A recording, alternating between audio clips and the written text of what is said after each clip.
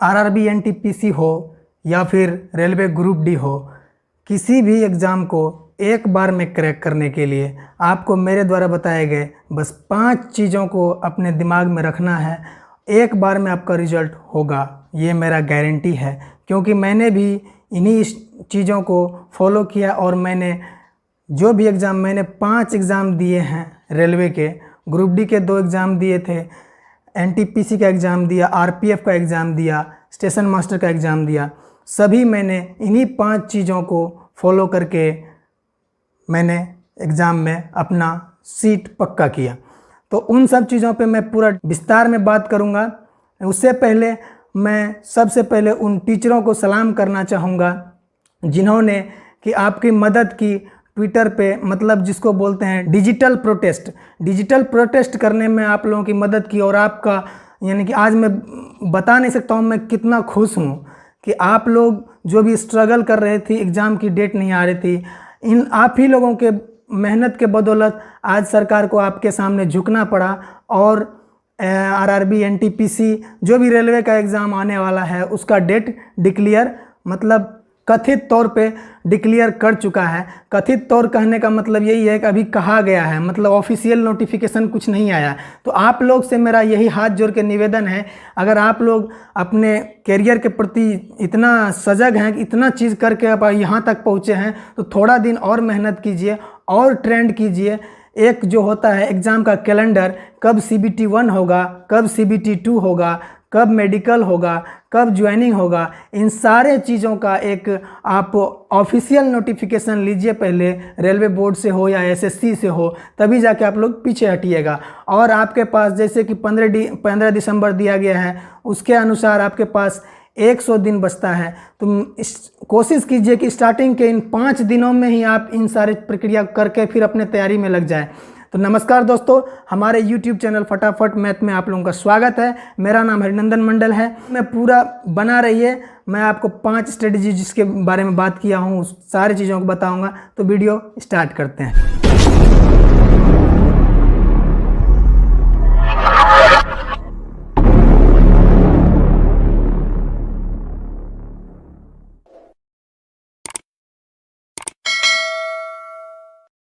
दोस्तों देखिए, 5 चीज़ जो मैंने आपके सामने रखे हैं, उन 5 चीज़ों में आता है, पहला आता है स्ट्रेटजी, मतलब प्रॉपर स्ट्रेटजी होना चाहिए। दूसरा कंटिन्यूसली मतलब लगातार कोई भी चीज़ कीजिए तो लगातार, मतलब आपको 100 दिन का टाइम अगर है तो 100 दिन आप मतलब 100% दीजिए, 100 दिन 100% दीजिए। उसके बाद आपका टाइम मैनेजमेंट आता है, उसके बाद आता है स्पीड, उसके बाद आता है एक्यूरेसी। इन 5 चीज़ों को अगर आप फॉलो करते हैं तो बहुत मैटर रखता है आपका एग्ज़ाम एक बार में क्लियर करने के लिए। आप चाहे एवरेज स्टूडेंट हैं या फिर आप ब्रिलियंट स्टूडेंट हैं या कमज़ोर स्टूडेंट हैं, अगर इन 5 चीज़ों को आप अपने डेली रूटीन में अगर लाते हैं तो आपका चांस मतलब 90% होता है कि आप एग्ज़ाम क्रैक कर सकते हैं। मैं भी एक मीडियम मतलब एवरेज स्टूडेंट रहा हूँ, मैं भी कोई बहुत तेज़ स्टूडेंट नहीं रहा हूँ, लेकिन मैंने 5 एग्ज़ाम दिए हैं।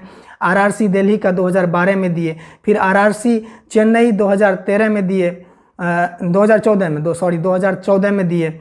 उसके बाद फिर मेरा RPF भी 2014 में ही था। उसके बाद क्या बोलते हैं NTPC 2016 में। उसके बाद SM का मेरा डिपार्टमेंटल है, तो उसका यानी कि मैंने 2015 में दिया था एग्ज़ाम। तो इन 5 एग्ज़ाम को मैंने क्लियर किया और आज मैं स्टेशन मास्टर पोस्ट पर कार्यरत हूँ। तो मैंने इन्हीं 5 स्ट्रेटजी को, मतलब इसी 5 चीज़ों को फॉलो किया अपने रूटीन लाइफ, डेली रूटीन में, और मैंने सक्सेस पाया। उस पर कैसे का स्ट्रेटजी क्या होता है, स्ट्रेटजी रणनीति होता है, मतलब एक प्रॉपर रणनीति बनाइए। अब तो आपके सामने डेट एक आ गया है कि 15 दिसंबर डेडलाइन है, उससे पहले आपको तैयार होना है। तो रणनीति तो आपका ऑलरेडी बना हुआ है, अब उसको यानी कि अपने डेली लाइफ में उसको उतारना है कि किस तरह से, कहाँ पे कितना टाइम दें, कौन सा सब्जेक्ट मेरा कैसा है, उसके अकॉर्डिंग आप अपने टाइम को डिवाइड कीजिए और उस पर ज़्यादा फोकस कीजिए जिसमें आपको मतलब लगता है कि इसमें मेरा कमजोरी छुपा हुआ है। तो उन चीज़ों को आप आराम से 1 महीने में कवर कर सकते हैं। जो भी आपका छूटा हुआ पोर्शन है उसको 1 महीने में आराम से कवर कर सकते हैं। उसके बाद कंटिन्यूसली होता है, मतलब आप 4 घंटा ही पढ़िए, 2 घंटा ही, जितना आपका कैपेसिटी है उसी के अनुसार पढ़िए। ये नहीं कि एग्ज़ाम का डेट आ गया है तो हम यानी कि 16 घंटा पढ़ेंगे। 16 घंटा पढ़ने से क्या, आप डायरेक्टली मान लीजिए अभी तक 1 घंटा पढ़े थे, डायरेक्ट 16 घंटा पढ़िएगा तो आपके दिमाग में उतना चीज़ स्टोर नहीं हो सकेगा। इसीलिए कंटिन्यूसली कीजिए। पहले 1 घंटा से स्टार्ट कीजिए, फिर 1.5 घंटा, 2 घंटा, 4 घंटा, ऐसे करके पहले आप अपने आप को, अपने रूटीन को उसके अनुसार यानी कि ढाल लीजिए, अपने मेहनत को उसके अनुसार ढाल लीजिए कि हमको आज अगर हम 2 घंटा पढ़े हैं तो कल 2 घंटा 10 मिनट या 2.5 घंटा पढ़ने की कोशिश करेंगे। उसके बाद उसको धीरे धीरे बढ़ाइए। 100 दिन बहुत लंबा टाइम होता है, 100 दिन छोटा टाइम नहीं होता है। ये आपका 100 मिनट का एग्ज़ाम है, 90 मिनट का एग्ज़ाम है, 100 क्वेश्चन रहेगा CBT 1 में, तो 90 मिनट में आपको 100 एग्ज़ाम बनाने हैं और 100 दिन आपके पास है। बहुत मायने रखता है। अगर एक दिन में आप अगर 2 सेट बनाते हैं तो मतलब 100 दिन में आपका 200 सेट बनेगा। 200 सेट में आपका कितना क्वेश्चन आ जाएगा, मतलब आपका 20,000 क्वेश्चन आ जाएगा। 20,000 क्वेश्चन इनफ होता है किसी भी एग्ज़ाम को क्रैक करने के लिए। 3 महीना टाइम इनफ होता है किसी भी एग्ज़ाम को क्रैक करने के लिए। 1 डे एग्ज़ाम की मैं बात कर रहा हूँ, RRB NTPC CBT 1 हो या ग्रुप डी का CBT 1 हो। तो इसमें यानी कि आप आराम से इन चीज़ों को आसानी से पा सकते हैं। कंटिन्यूसली हम बता दिए। टाइम मैनेजमेंट आपका वहीं से आएगा। पहले आप क्या कीजिए, एक सेट को लीजिए, सुबह में उसको बनाइए। एक सेट को मॉक टेस्ट या आप कंप्यूटर पे प्रैक्टिस कर सकते हैं, या नहीं तो आप घर में बैठ के पेपर पे भी कर सकते हैं। कंप्यूटर पे तो 10 दिन का काम है, उस पे जाकर आप ट्रेनिंग ले लीजिए, या मोबाइल पे कर सकते हैं, तो उससे आपका हैबिट बन जाएगा। वो 10 दिन का काम है, लास्ट में अभी से मत वो चीज़ कीजिए। वो चीज़ अभी से कीजिएगा तो फिर आपका स्पीड नहीं आ सकेगा। अभी आप पहले मतलब अपने आप को पेपर वर्क में स्पीड लाइए, उसके बाद उस कंप्यूटर पे स्पीड लाना तो बाएं हाथ का खेल है। ठीक, अब टाइम मैनेजमेंट यहीं पे होगा। 1 घंटा आप सुबह में, एक घड़ी के अनुसार आप 90 मिनट लगाइए। उसमें कितने क्वेश्चन बनते हैं देखिए, 40 क्वेश्चन बन रहा है, 50 क्वेश्चन, 60 क्वेश्चन, 70 क्वेश्चन, जितना बन रहा है उतना बना के बंद कर दीजिए। उसके बाद फिर आराम से बनाइए उसको, फिर रियलाइज़ कीजिए कहाँ पे गलती हुआ, कौन सा गलती हुआ, उन सारे चीज़ों को फिर से आप एक बार रिपीट कर लीजिए, तो वो आपके दिमाग में छप जाएगा। मतलब वो क्वेश्चन आप 3 महीना के लिए आराम से अपने दिमाग में स्टोर करके रख सकते हैं। अगर उस टाइप का क्वेश्चन आता है तो आप एग्ज़ाम में आराम से उसको कर सकते हैं। अब आ जाता है चौथा बात, स्पीड इसी से आएगा। मतलब आप अगर 1.5 घंटे में अगर 70 क्वेश्चन बनाए तो अगले दिन आपका 71 क्वेश्चन या 72 क्वेश्चन निश्चित बनेगा।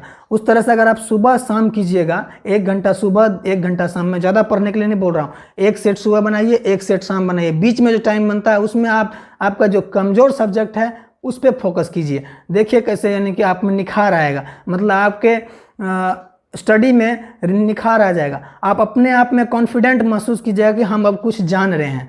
अगर इन चीज़ों को फॉलो कीजिए तो स्पीड ऑटोमेटिक आ जाएगा। उसके बाद आता है एक्यूरेसी को मैं बहुत अच्छी तरह से आपको समझाऊंगा। एक्यूरेसी क्या होता है?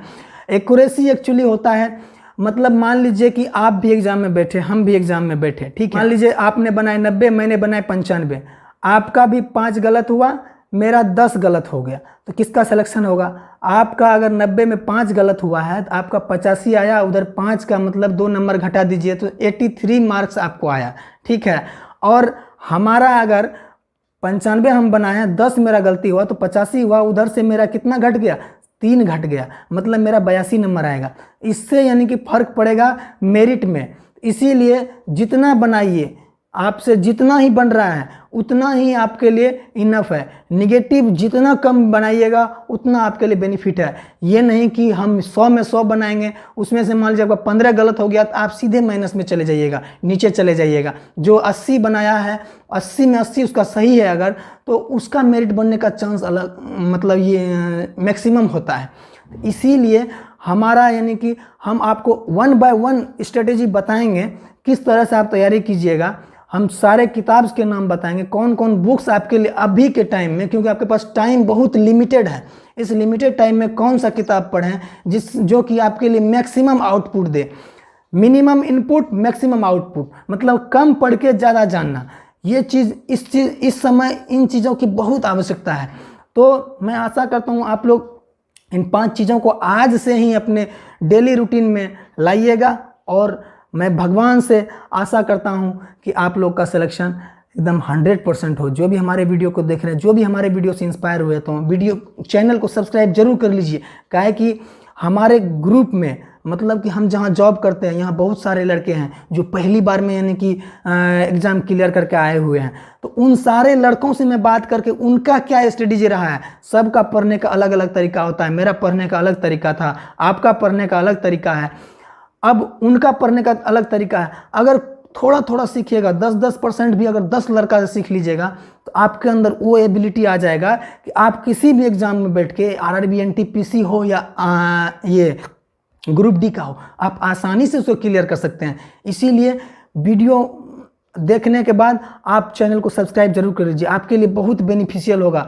अगर आप मेरे वीडियो को देख के सेलेक्ट हो जाते हैं तो ज़िंदगी भर हमको याद रखिएगा। मैं आज के वीडियो में इतना ही कहूँगा, आप लोग तन मन धन से, मतलब 100 दिन सब कुछ भूल जाइए, घर परिवार फ़ोन सब कुछ भूल जाइए, बस आप अपने पढ़ाई पे कंसंट्रेशन कीजिए। क्योंकि अगर आप हमारे लास्ट वीडियो को नहीं देखें तो उसमें हम बताए हैं NRA और CET, NRA के थ्रू जो CET एग्ज़ाम कंडक्ट किया जाएगा उसका क्या यानी कि डिमेरिट है वो भी मैं आपको बताऊंगा। तो ये आपके लिए लास्ट और गोल्डन अपॉर्चुनिटी है, इससे अच्छा अपॉर्चुनिटी आपके लिए आ नहीं सकता। 1,40,600 समथिंग, मतलब 1,40,650 वैकेंसी है। तो इसमें अगर आप अपना यानी कि मैक्सिमम आउटपुट दे देते हैं तो आपका लाइफ सिक्योर हो जाएगा। मतलब आपको सोचना नहीं पड़ेगा अगले एग्ज़ाम के लिए। ये चीज़ सोच के अगर आप चलते हैं तो बहुत आपके लिए फ़ायदेमंद होगा। आज के वीडियो में मैं यहीं तक रहूँगा। नेक्स्ट वीडियो में बहुत जल्द लेके आऊँगा आप लोगों के बीच, जिसमें मैं उन सारे बुक्स के बारे में डिटेल्स में बताऊँगा जिन सारे बुक्स को पढ़ के मैं मिनिमम इनपुट में मैक्सिमम आउटपुट लिया हूँ, मतलब कम पढ़ के ज़्यादा क्वेश्चन अटेंड किया हूँ। उन सारे बुक्स का लिस्ट और बुक के साथ मैं आपके नेक्स्ट वीडियो में आऊँगा। तब तक के लिए अपना ध्यान रखिए। जय हिंद, जय भारत, वंदे मातरम।